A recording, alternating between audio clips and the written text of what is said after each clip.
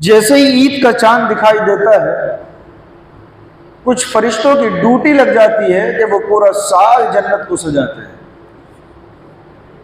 آپ کے ذہن میں یہ سوال ضرور ہوگا کہ جنت تو سجی سجائی ہے، پھر کیوں سجائی جاتی ہے؟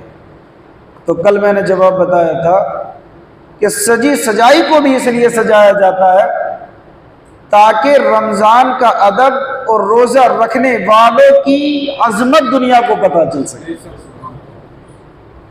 کہ اس ماہ مبارک میں روزہ رکھنے والوں کی عظمت وہ ہے کہ اللہ تعالیٰ ان کے لیے سجی سجائی جنت کو دوبارہ سجاتا ہے، اور ایک دن نہیں سجاتا بلکہ پورا 12 مہینے لگاتار سجاتا ہے۔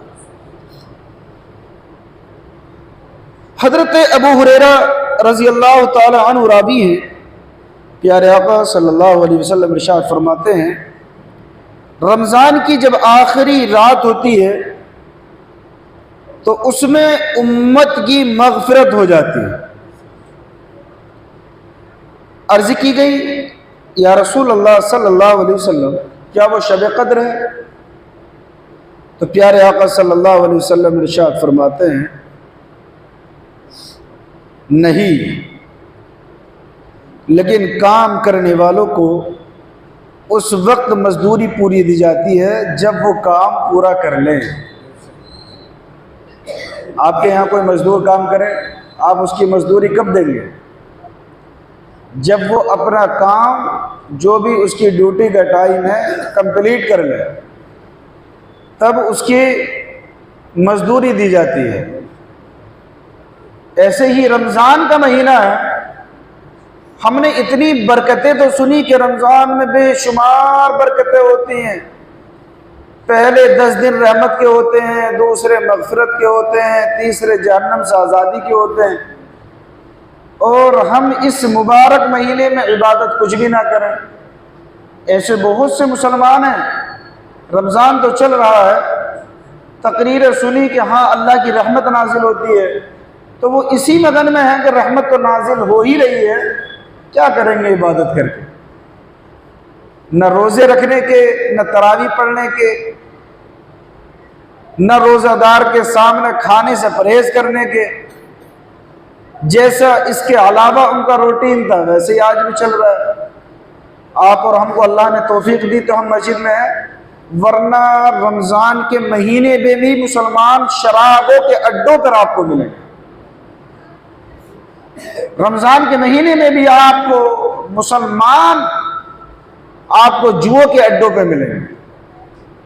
رمضان کے مہینے میں بھی آپ کو مسلمان گناہوں کے اڈوں پر نظر آئے۔ مسجدیں بھری ہوئی ہیں، لیکن یہ مسلمانوں کی 100% تعداد نہیں ہے۔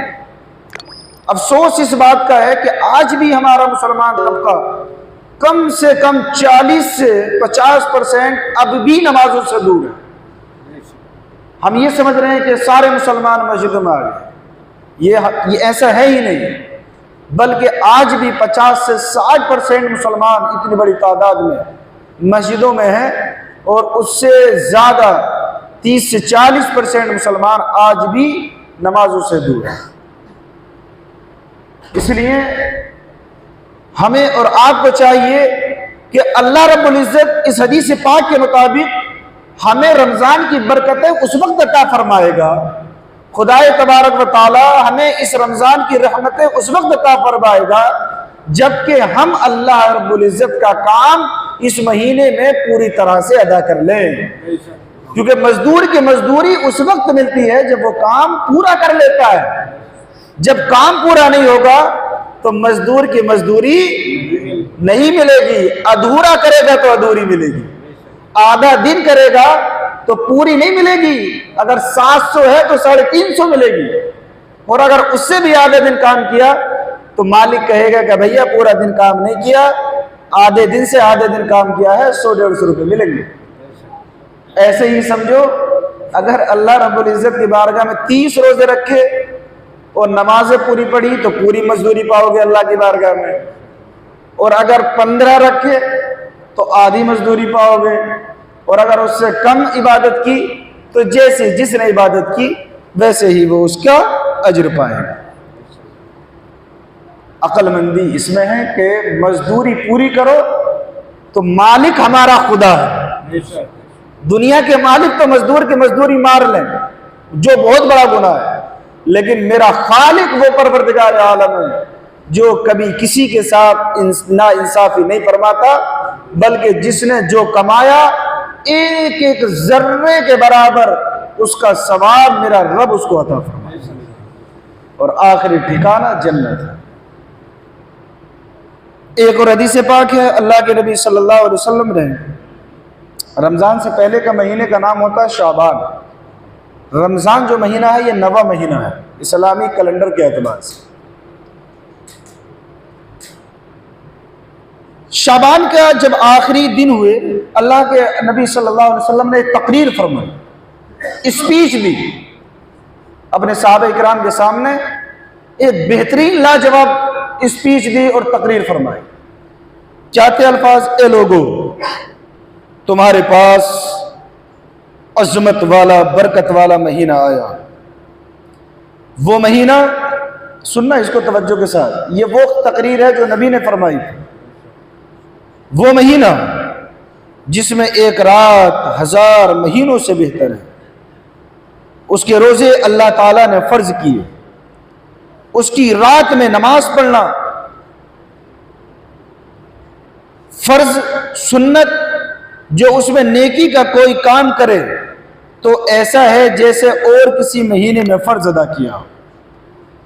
جس نے رمضان کے مہینے میں فرض ادا کیا تو ایسا ہے جیسے اور دنوں میں 70 فرض اس نے ادا کیا.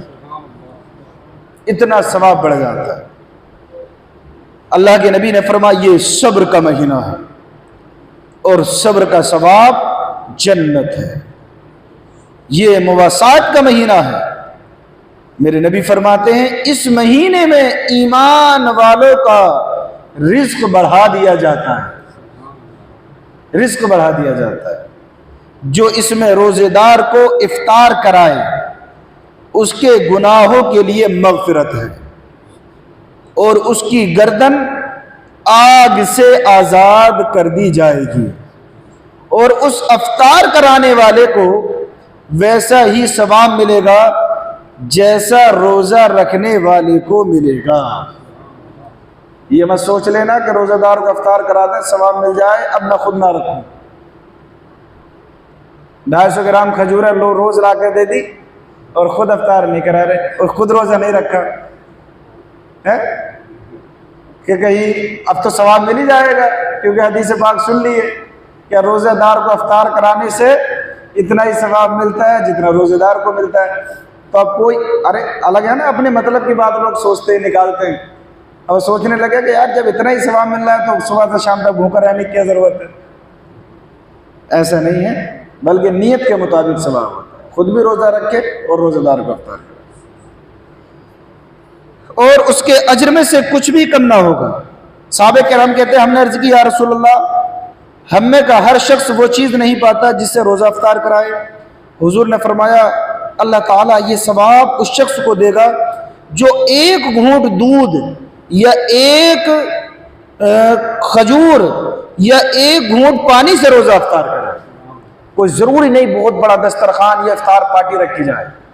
اگر کسی کے پاس صرف ایک گلاس پانی نہیں، ایک گھونٹ دودھ ہے یا ایک کھجور کا ٹکڑا ہے، اس سے بھی روزہ دار کو افطار کرا دے، تب بھی اس کو جہنم سے آزادی ملے گی اور روزہ رکھنے والے کے برابر اس کو ثواب ملے گا. اور جس نے روزے دار کو پیٹ بھر کر کے کھانا کھلایا اس کو اللہ تعالیٰ میرے حوض سے پلائے گا. اور حضور کا حوض کون سا ہے؟ آب کوثر، جو جنت میں حضور اپنے غلاموں کو پلاتے ہوں گے کہ کبھی پیاسا نہ ہوگا یہاں تک کہ جنت میں داخل ہو جائے گا. یہ وہ مہینہ ہے کہ اس کا اول رحمت ہے، اس کا بیچ کا حصہ مغفرت کا ہے، اس کا آخر کا حصہ جہنم سے آزادی کا ہے. جو اپنے غلام پر اس مہینے میں تخفیف کرے یعنی کام میں کمی کرے، اللہ تعالیٰ اسے بخش دے گا اور جہنم سے آزاد فرما دے گا.